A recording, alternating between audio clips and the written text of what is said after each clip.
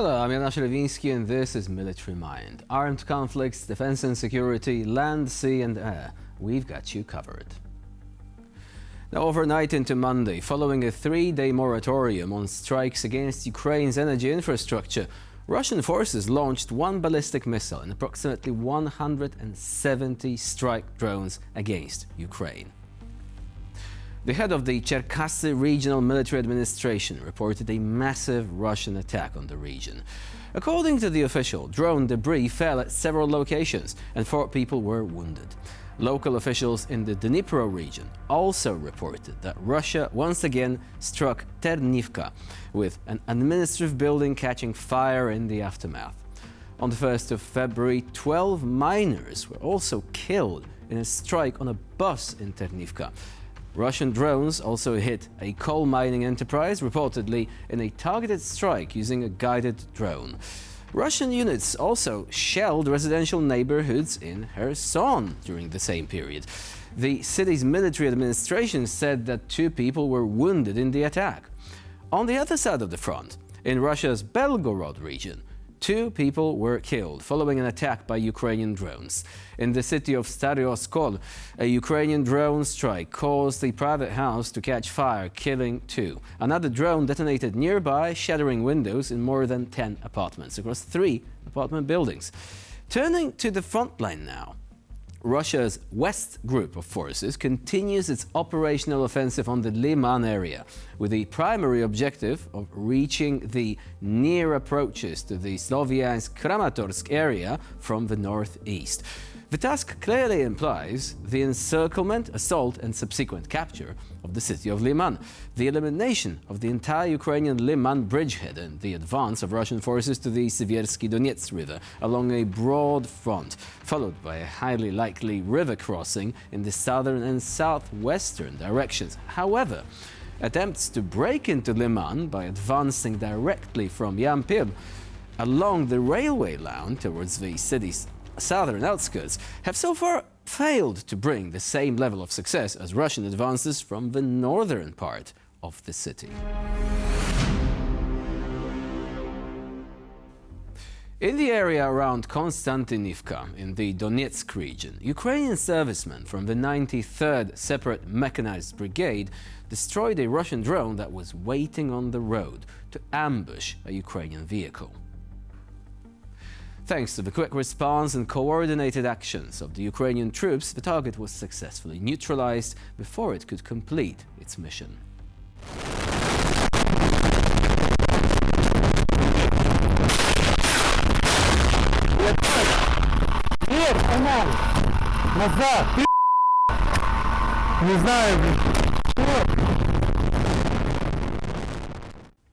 And as we've already mentioned on this program, the Ukrainians have a specific word for this type of drone. They call it the zhdun, which means the one who waits. And these drones are essentially lying in ambush, waiting for a target to appear. Luckily, they are often easily detectable and capable of being removed before they can do any damage. Now, moving on to our second story today. A Ukrainian MiG-29 has recently delivered a precision strike on Russian infantry positions in the village of Tyotkino in the Russian Kursk region. According to available information, 2 French Hammer-guided bombs were used against the building, which the enemy used as a shelter and firing position. The building was destroyed along with the personnel inside in the aftermath of the strike, proving the effectiveness of this powerful French-made smart air-to-surface weapon, literally bringing the hammer down on the Russian units.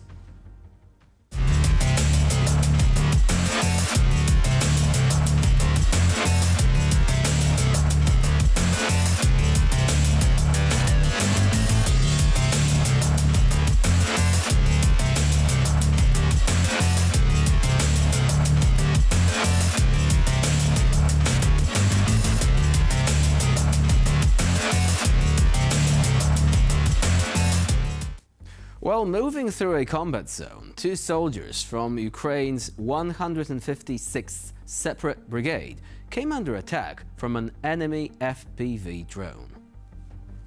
The drone made an approach at low altitude and from a very short distance.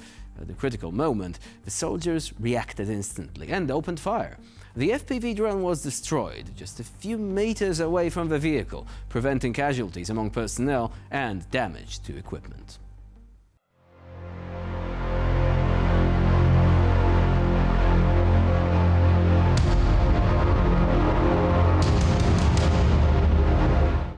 And that was indeed a very impressive mid-air takedown. In many cases, actually having a shotgun instead of a rifle can prove to be beneficial because of the broader spread. You don't really need to hit the drone with a single bullet or with a series of them, but you actually have, the greater comfort in covering the target. So if they were actually using a rifle, makes it even more impressive there. Now, moving on to another story. In the Pokrovsk area, Russian troops have changed their tactics, launching an armored attack near the village of Hryshine. According to the 7th Assault Corps, Moscow's troops attempted to break through Ukrainian defenses using armored vehicles and infantry. Ukrainian units detected the approaching forces in advance and opened fire on the attacking columns. Want to see the result? Here we go.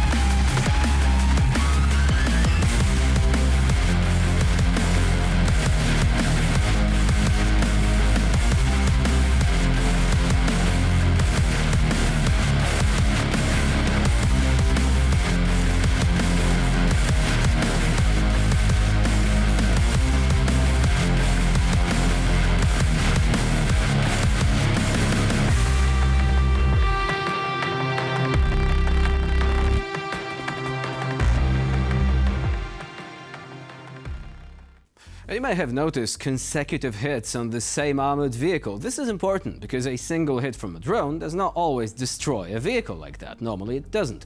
What it can do is wipe out the sensors, confuse the crew, immobilize the vehicle, force them to stop. Later on, more drones arrive to finish off the job. Sometimes they need to drop ammunition into an open hatch to destroy the vehicle from within.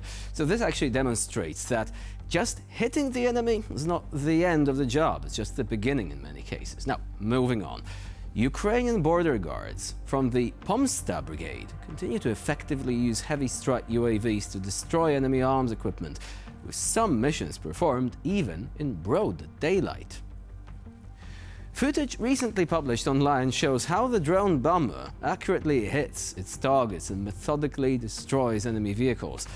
This finally debunks the myth that heavy drones such as the Vampire are only effective at night. Daylight is not an obstacle to combat operations. On the contrary, it allows operators to identify targets more clearly and adjust their strikes accordingly. Fun fact, the Ukrainian brigade's name, Pomsta, literally means revenge. So, let's see how the Russian forces experience Ukrainian vengeance for the 4 years of war firsthand.